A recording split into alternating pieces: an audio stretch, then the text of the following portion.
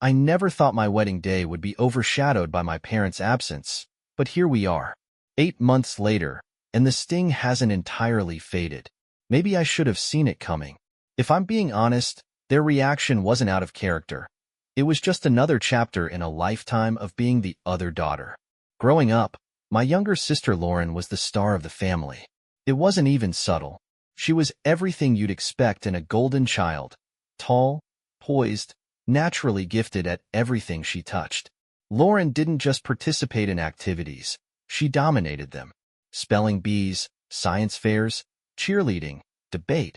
She collected trophies like some people collect magnets. I swear, my parents celebrated her every achievement like she'd just won an Olympic medal. When Lauren started modeling in college, they practically threw a parade.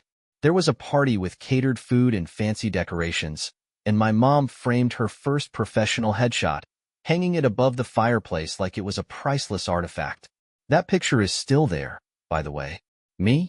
I was the dependable, average older sister. Shorter, cavia, not particularly athletic, and definitely not cut out for modeling. My achievements, like graduating with a degree in software engineering, barely earned a nod. I didn't expect a parade, but, well done, and a shrug at dinner? That stung. My mom even joked that my graduation cap wasn't as photogenic as Lauren's runway photos. Then there were the comparisons. Oh, the comparisons. Lauren doesn't have to worry about her weight like you do. If you just tried a little harder, you could be as successful as your sister. My mom would sign me up for fitness classes without asking and once handed me a diet book for Christmas. I was 14. I'm not going to lie. There were years when I bent over backward to win their approval. I joined clubs they suggested, picked hobbies they thought might make me more interesting, and even tried modeling after one too many "why don't you give it a shot" comments. Spoiler alert, I bombed. Lauren found the whole thing hilarious and made sure I never forgot it. By my mid-20s, I stopped trying. No matter what I did, I was always going to be second place in their eyes. So, I focused on my career, found friends who appreciated me for who I was, and built a life that didn't revolve around their approval. It wasn't perfect, but it was mine. Then I met Ryan. We met at a networking event for developers, and it turned out we shared a passion for coding and cheesy sci-fi movies. Ryan was different. He saw me, the real me, and didn't compare me to anyone else. He thought my quirks were endearing and made me feel like I didn't need to change a single thing about myself. 3 years later, he proposed while we were eating takeout on the couch, a rerun of Firefly playing in the background. It was perfect, simple, and intimate. Everything I'd ever wanted. Naturally, I called my parents to share the news. Their reaction? Silence. My mom finally broke it by saying, "Are you sure you're ready for that? Maybe take some time to work on yourself first." My dad grunted something non-committal and changed the subject to Lauren's latest work project. That was my first clue this wasn't going to go smoothly. The engagement party only confirmed it. My parents barely spoke to me or Ryan, spending most of the evening huddled in a corner with my mom's phone. Ryan later told me he overheard them on a call with Lauren, who was crying. Apparently, my engagement wasn't part of the plan. Lauren wasn't even seeing anyone at the time, but my mom had spent years crafting elaborate wedding Pinterest boards for her. She'd practically been planning Lauren's future wedding since high school, and here I was, throwing a wrench into their narrative by getting engaged first. As we started planning, my parents' disinterest became impossible to ignore. My mom dismissed my dress choice, a simple, elegant A-line gown, as practical and fine for your body type. She didn't offer to help with anything else, not the flowers, the venue, or even the guest list. Meanwhile, Ryan's mom jumped in, treating me like the daughter she never had. I made sure to send out invitations early, both digital and physical, double-checking addresses to avoid any mix-ups. My parents ignored every RSVP reminder. I texted, called, and emailed, but their answers were vague. "We'll see if we can make it." They never did. On my wedding day, I was surrounded by love, from Ryan, his family, and our friends. But there was a glaring absence. The empty seats in the front row were impossible to ignore. The father-daughter dance I dreamed about? It never happened. It hurt more than I wanted to admit, but I pushed through. It was my day, and I refused to let their absence ruin it. The ceremony was beautiful, the reception was lively, and Ryan made me laugh so much my cheeks ached. But when the night ended, and I saw those empty chairs again, it was like a weight I'd been carrying my whole life had finally settled in my chest. I didn't confront them right away. Part of me hoped they'd call with an explanation or an apology. Instead, they waited until after our honeymoon to accuse me of leaving them out on purpose. My mom claimed they never got the invitation, even though I had receipts, literal receipts. I didn't bother arguing. At that moment, something inside me shifted. I realized I wasn't angry anymore. I was tired. Tired of trying, tired of making excuses for them, and tired of pretending I didn't already know the truth. I was never going to be enough for them. After our honeymoon, I avoided calling my parents. I knew the conversation would lead nowhere productive, and I just didn't have the energy. But of course, they didn't leave it alone. My mom called me one evening, starting with her usual passive-aggressive tone. "We were so hurt that we didn't get an invitation, Rebecca. It's hard to believe you'd forget your own parents," she said, voice dripping with manufactured sorrow. "I didn't forget," I replied, keeping my voice as steady as I could. "I sent the invitations weeks in advance. I even followed up multiple times. You didn't respond." There was a pause, then the sound of her exhaling sharply. "Well, we certainly didn't receive anything. Maybe you sent it to the wrong address." "You've lived in the same house my entire life, Mom," I said.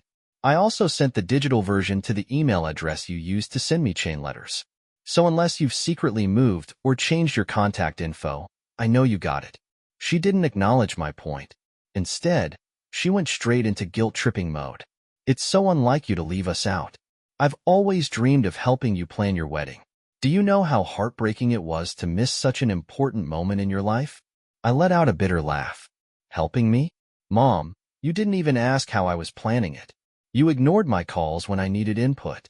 And when I showed you my dress, you told me it was practical." "That's not fair," she snapped. "I was trying to give constructive feedback. I've always supported you, Rebecca, but you have this habit of twisting things to make me look bad."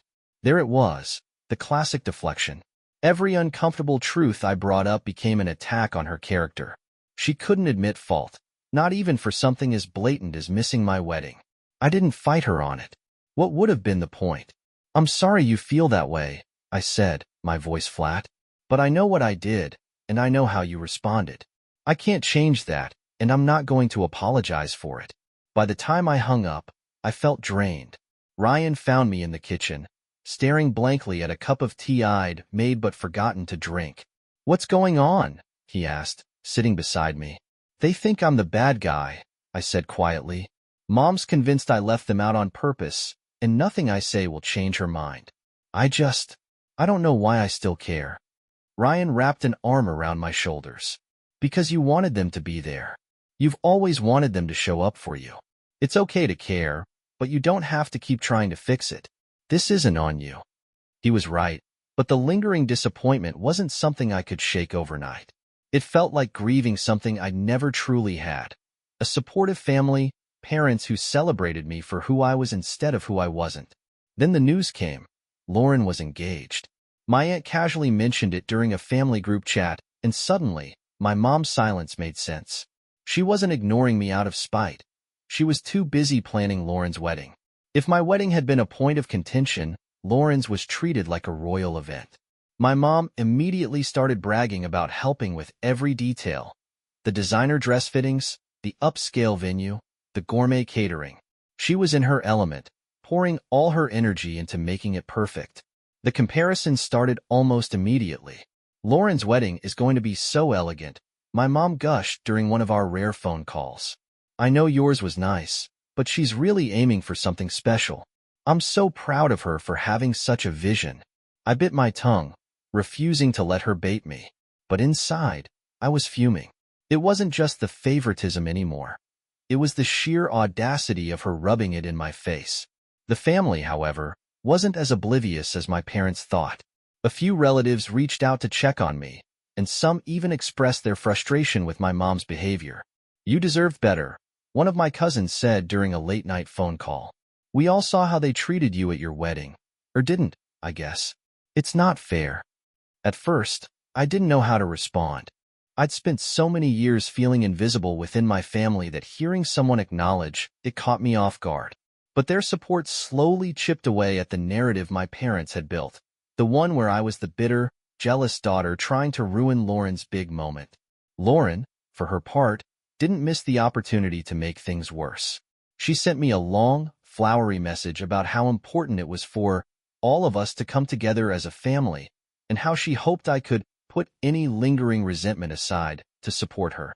It was so passive-aggressive it could have won an Olympic medal. I didn't respond. I'd learned that engaging with Lauren only gave her more fuel for her victim complex. But her message was the first of many. Over the next few weeks, she started dropping not-so-subtle hints about what she expected from me: financial contributions, help with planning, and even a speech at her reception. It was almost comical. She and my parents had skipped my wedding, dismissed my feelings, and acted like my marriage was a personal inconvenience to them. And now they wanted me to play the doting sister for Lauren's wedding? Ryan, ever the voice of reason, told me to let it roll off my back. You don't owe them anything, he reminded me. They made their choices. You don't have to fix it for them. He was right, of course. But something told me this was just the beginning of the drama. And as much as I wanted to wash my hands of the whole thing, I knew they wouldn't let me. Not until they got what they wanted, or until I put an end to it for good. Lauren's wedding planning spiraled into a full-scale family production. My mom was in her element, coordinating everything like she was running a high-stakes corporate event. Each detail, no matter how small, became a reason for her to flaunt Lauren's vision to the family. Did you hear about the venue Lauren picked? It's absolutely breathtaking. Rebecca, you would have loved it if you'd thought to book something like that. That one stung more than I care to admit. The comparisons didn't stop there. My mom would casually drop lines like, Lauren's gown is being custom designed. Such a unique choice. It's such a shame you didn't go for something a little more creative for your wedding. I wanted to scream every time she said something like that, but I'd gotten good at keeping my frustration bottled up. It wasn't worth the fight. The more I distanced myself, the more other family members started to reach out. An uncle called me one evening and, after some small talk, cautiously asked, So, how are things with your mom? There's been a lot of chatter lately. I hesitated before answering. Complicated, I said. They skipped my wedding, and now they're acting like it never happened. It's hard to move past that. He sighed. You know, we all noticed. And honestly, a lot of us weren't surprised. Your mom's always made it clear who her favorite is. Hearing him say it out loud felt like a strange mix of validation and pain. I wasn't imagining it. It wasn't just in my head. Other people saw it too. Apparently, I wasn't the only one struggling with their behavior. Over the next few weeks, I got more calls from relatives who were growing tired of my parents' obsession with Lauren's wedding. It's like no one else's lives matter right now, one cousin vented. Your mom even tried to tell me what to wear to the ceremony. I told her I might not even go. The idea that people might skip Lauren's wedding sent my mom into damage control mode.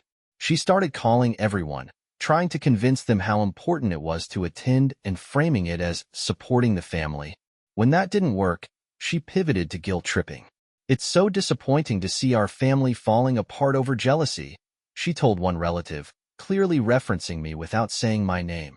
The turning point came when Lauren decided to reach out to Nathan. I was at work when he called, his voice tinged with a mix of amusement and disbelief. You're not going to believe this, he said. Lauren had somehow tracked down his number and sent him a long-winded text about family unity. She claimed I was being difficult and suggested that he should help me see reason. The message was dripping with condescension, even going so far as to imply that maintaining a good relationship with her could be beneficial to his future. She really thinks I care about her networking opportunities, Nathan said, laughing. Who does that? When I got home, we read through the messages together. It was clear Lauren had no idea who she was dealing with. Nathan doesn't play games, and her attempts to manipulate him only made her look desperate. His response was short and to the point. Thanks for your concern, Lauren, but Rebecca and I are focused on our own happiness. I suggest you direct any future concerns to her directly. Take care. I couldn't stop laughing when I read it. Seeing her tactics fall flat was strangely satisfying, But it also made me realize just how far she was willing to go to keep control of the narrative. She couldn't manipulate me, so she tried to manipulate my husband instead. A few days later, my mom called again, her voice sharp and accusing. Rebecca, what are you telling people? Half the family is backing out of Lauren's wedding, and they're saying it's because of you. I haven't told anyone anything they didn't already know, I said calmly. If they're upset, maybe it's because of how you treated me. Her response was immediate and defensive. You need to stop playing the victim. Do you have any idea how much stress you're putting on Lauren? She's trying to have her special day, and you're ruining it with your bitterness. I took a deep breath, steadying myself. Mom, I'm not the one ruining anything. If people don't want to support Lauren, that's their choice. Maybe you should ask why they feel that way instead of blaming me. That clearly wasn't the answer she wanted. She launched into a tirade about how I was jealous and vindictive, accusing me of trying to overshadow Lauren out of spite.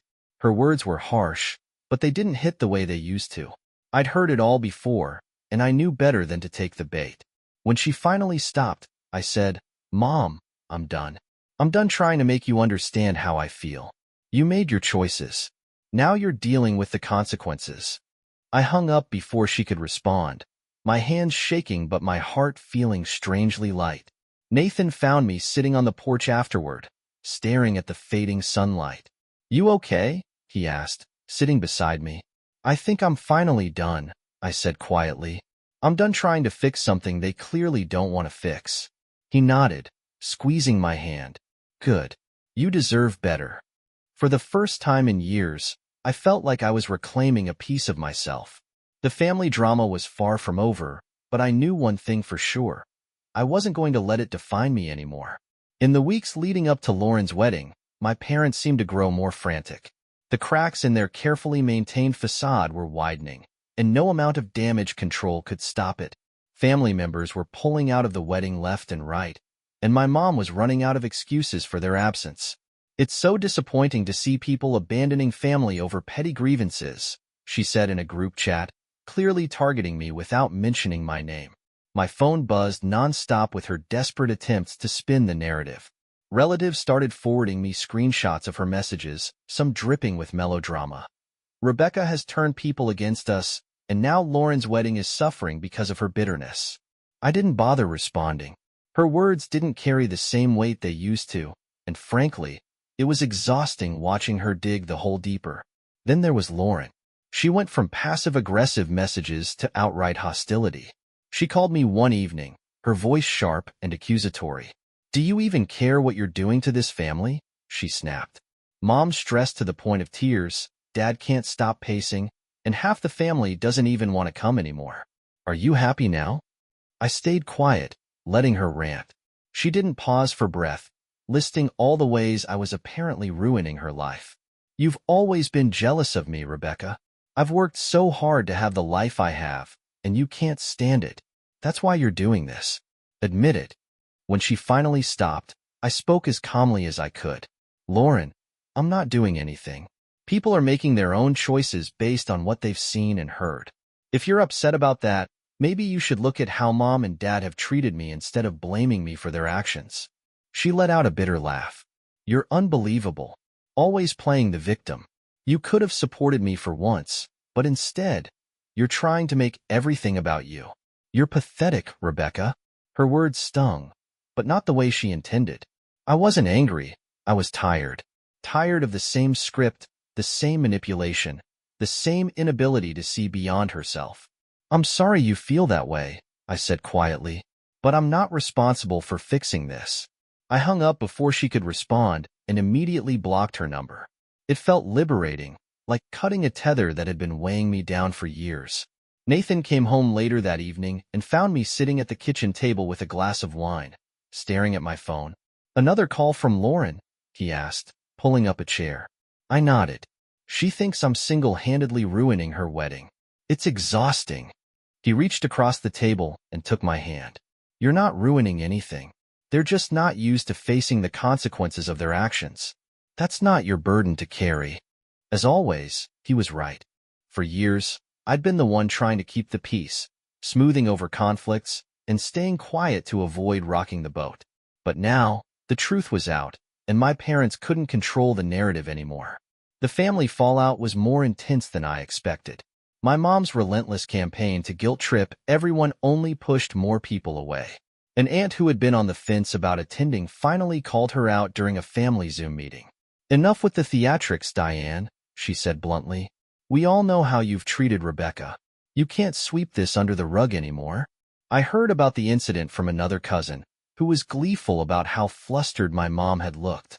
"She just sat there, speechless," they said. "I don't think anyone's ever called her out like that before." It wasn't just words anymore. Actions followed. Family members who'd once kept their distance began openly taking my side.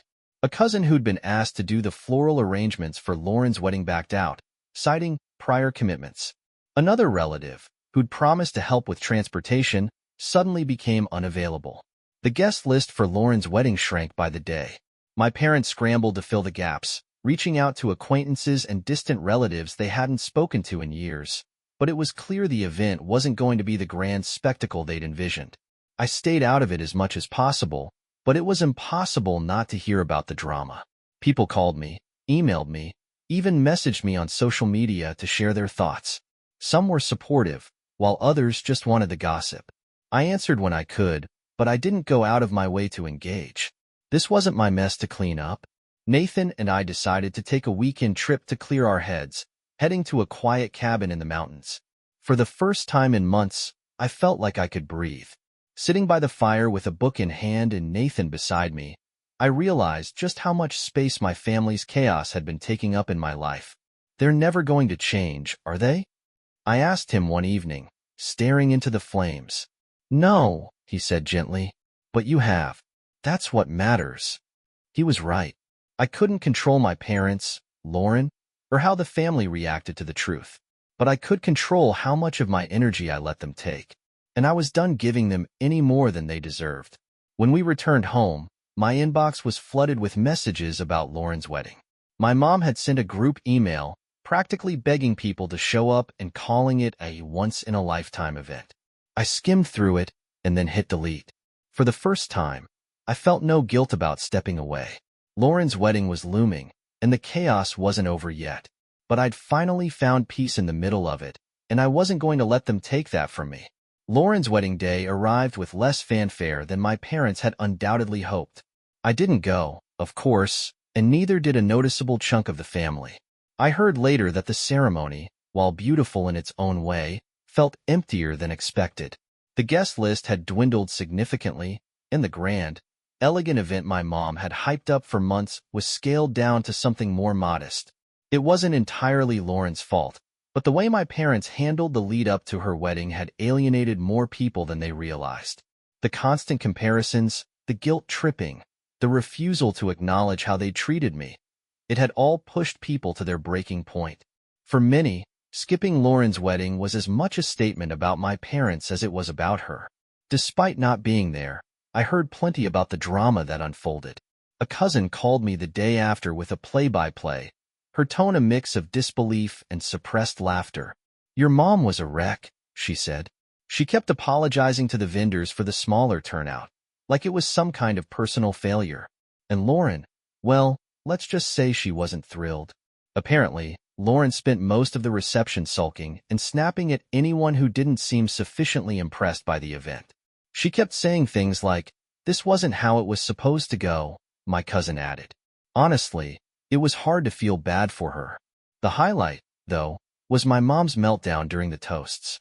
My dad had given his standard speech about how proud they were of Lauren and her many accomplishments, but when one of the bridesmaids brought up the family drama, subtly but noticeably, my mom couldn't contain herself. She stood up and interrupted, her voice trembling as she tried to redirect the focus. She started talking about how important family unity is, my cousin said, but it came off more like a scolding than anything heartfelt. You could tell people were uncomfortable. It was strange hearing about it all secondhand. Part of me felt a twinge of sadness for Lauren. She'd always thrived on attention and validation, and this wasn't the day she'd envisioned. But the bigger part of me felt relieved. Relieved that I hadn't been there to bear the brunt of their disappointment, their snide remarks, or their relentless attempts to make me the villain. After the wedding, things went quiet for a while. My parents didn't call, and I didn't reach out. I figured they were busy licking their wounds and trying to salvage what was left of their reputation. Lauren, meanwhile, stayed true to form. She posted a series of cryptic messages on social media about learning who your true friends are and rising above negativity. She even tagged me in one, a passive-aggressive jab about family being the ones who show up. I didn't take the bait. Nathan, ever the voice of calm reason, reminded me not to let it get under my skin. She's spiraling because she didn't get what she wanted, he said. That's on her, not you. He was right, of course. But there was still a part of me that couldn't shake the sadness. Not for Lauren or my parents, but for the idea of the family I'd always hoped we could be. Even after everything, a small part of me still wished they would wake up, realize how much damage they'd done, and try to make amends. That wish was shattered a few weeks later when my mom finally called. Her tone was cold, clipped, and businesslike. "We need to talk about the damage you've done," she said, as though I'd been waiting for her call with bated breath. I didn't bother responding right away, letting her continue her rehearsed tirade. She accused me of turning the family against them, sabotaging Lauren's wedding, and destroying their carefully built reputation. "You've made us look like fools," she said, her voice rising. "I don't know how you can live with yourself." "I haven't done anything except tell the truth," I said evenly. "If the truth makes you look bad, maybe that's something you should think about." "Don't you dare try to turn this around on us," she snapped. "You've always been jealous of Lauren, and now you're taking it out on the whole family. It's pathetic." I felt a familiar pang of hurt, but pushed it aside. "I'm not jealous of Lauren," I said quietly. "I'm hurt that you've never treated me like I mattered as much as she does. But I'm done trying to make you see that." She didn't respond right away, and for a moment, I thought she might actually listen. But then she sighed, the kind of exasperated sigh that always preceded her shutting down any real conversation. "You've made your choices," she said flatly. "Don't come crying to us when you realize what you've lost." With that, she hung up. When I told Nathan about the call later, he shook his head. "She doesn't even realize what she's saying, does she?" he said. "It's not about what you've lost, it's about what they've lost. And they're too stubborn to see it." He was right, as always. My parents had spent years building their image of a perfect family, with Lauren at the center. But now, that image was cracking, and they didn't know how to handle it. Instead of facing the truth, they doubled down, blaming me for their own choices. For the first time, though, I didn't feel the need to fix it. I didn't feel the weight of their expectations pressing down on me, or the ache of trying to win their approval. I had my own life now, one filled with love, support, and people who saw me for who I was. As painful as it had been to reach this point, I knew one thing for certain. I wasn't going back. The family I'd always wanted might never exist, but that was okay. I was finally building something better, and I wasn't going to let their chaos take that away from me. In the months after Lauren's wedding, my relationship with my parents and sister became almost non-existent. There were no calls, no messages, and no forced attempts at civility during family gatherings. It was like a quiet, mutual agreement to let things fizzle out. For the first time, I didn't feel guilty about it. Life moved on in a way that felt calm and satisfying. Nathan and I started talking seriously about our future, careers, travel plans, even the idea of starting a family. The absence of my parents' judgment made everything feel lighter, like I could finally breathe without constantly second-guessing myself. One afternoon, as I was reorganizing a box of old keepsakes, I found a stack of photos from my childhood. Most of them were exactly what I expected. Pictures of Lauren's dance recitals, pageant crowns, and birthday parties with her beaming in the center while I stood awkwardly on the sidelines. But one picture stopped me in my tracks. It was from a family vacation when I was about 10 years old.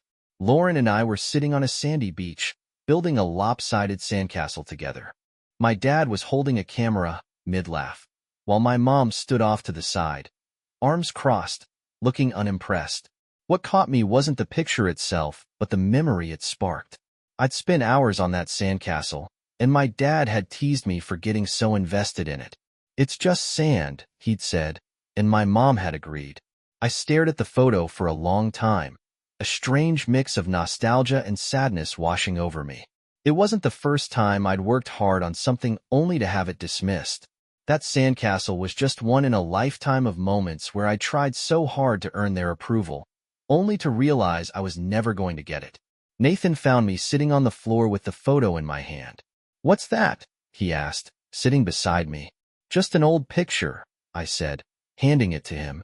"It's funny, isn't it? How something so small can bring back so much." He looked at the picture, then at me. "Does it still hurt?" "Not as much," I admitted. "I think I've finally accepted that it's not about me. It never was. They were always chasing this idea of what a perfect family should look like, and I didn't fit into that picture. But that's their loss, not mine." Nathan smiled, pulling me into a hug.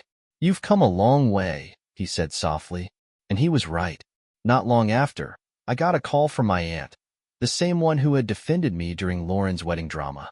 She'd always been one of the few family members who saw things clearly, and she wanted to check in. "Your parents are still trying to spin the story," she said. "They're telling people you've cut them off, but honestly, no one's buying it anymore." I didn't know whether to laugh or roll my eyes. "I guess it's easier to blame me than to face the truth," I said. "They've done this to themselves," she replied firmly. "You don't owe them anything, Rebecca.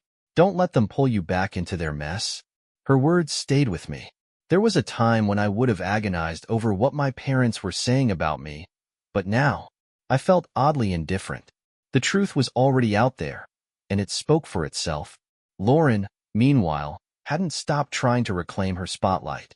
She posted endless updates about her perfect married life, each caption more performative than the last. Every so often, someone would send me a screenshot with a comment like, "She's still at it, huh?" But I didn't feel the same sting I once did. Her attempts to maintain her golden child image felt more like a performance than anything real, and I no longer felt the need to compare myself to her. One evening, as Nathan and I sat on the porch watching the sunset, he asked, "Do you think you'll ever try to rebuild things with them?" I thought about it for a long moment. "I don't know," I said honestly. "I don't think they'll ever change. And I'm finally in a place where I'm happy. I don't want to lose that." He nodded, lacing his fingers through mine. "Then that's your answer. You don't have to let them back in if it means sacrificing your peace." His words stayed with me. Letting go of my parents and Lauren hadn't been easy, but it was necessary. They had their version of the family they wanted, and I wasn't part of it. That hurt, but it didn't define me anymore. In the months that followed, I focused on the life Nathan and I were building together. We traveled, hosted game nights with friends, and started making plans for a home renovation we'd been dreaming about. My world wasn't perfect, but it was real, and it was mine. One day, as I walked past a shelf filled with framed photos of me and Nathan, I realized something. For years, I tried to fit into a picture that wasn't meant for me, a role I was never meant to play. But now, I was creating something better, a family built on love, respect, and mutual understanding. I didn't need my parents' approval or Lauren's validation. I had everything I needed right here, and for the first time in my life, I felt free.